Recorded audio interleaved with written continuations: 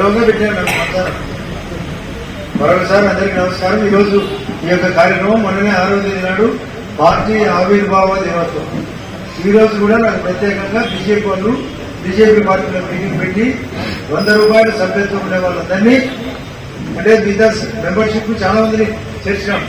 అది కాకుండా 100 రూపాయల మెంబర్షిప్ సీనియర్లుగా ఉండేవాళ్ళను ఒకసారి పిలిచి మన పార్టీ యొక్క సిద్ధాంతం ఏంటి, ఈ యొక్క దేశంలో మనం ఏ విధంగా ముందుకు పోవాలా, అందులో ఈ రాష్ట్రంలో ఎలా పోవాలా, మనం పల్లెల్లో పోవాలా, జమరోడ్డు పరంగా ఏంటి ఆలోచన అన్ని కలిపి ఒకసారి మాట్లాడమని నాకు సపరేట్ గా కూర్చున్నట్టు చెప్తేనే అప్పుడప్పుడే మీకు అందరికీ సందేశం ఇచ్చేది.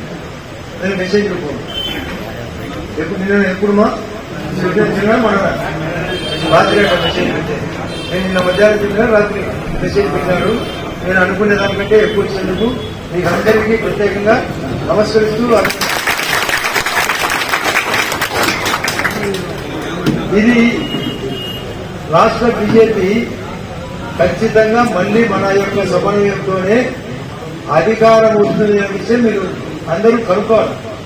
నేను 4 మాటలు సులభంగా ఎక్కువ చెప్తే మొన్న సత్యకుమార్ యాదవ్ కడపలో పిలిచారు.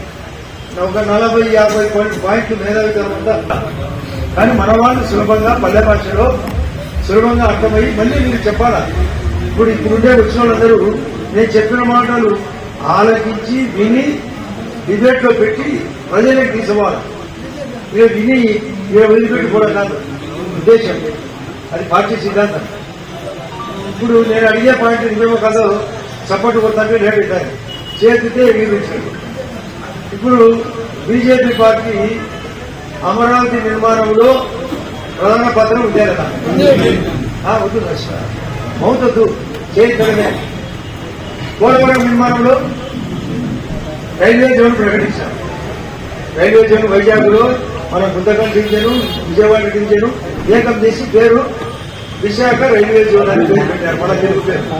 దాంట్లో బీజేపీ 100% కదా. అదే కాకుండా విశాఖకు స్టీల్ ఫ్యాక్టరీకి 12,000 కోట్లు ఇచ్చి ప్రైవేటైజేషన్ లేకుండా, అంటే ప్రభుత్వ పరంగానే కంటిన్యూ చేసినట్టుగా ఆపినారా లేదా అంటే అవగాహన ఉంటేనే చేయండి. మళ్ళీ చెప్తున్నా 12,000 కోట్లు ఇచ్చి దానికి ఊపిరి పోసాను లేదా. నేషనల్ పనులు మన జమ్మలగూడలో కానీ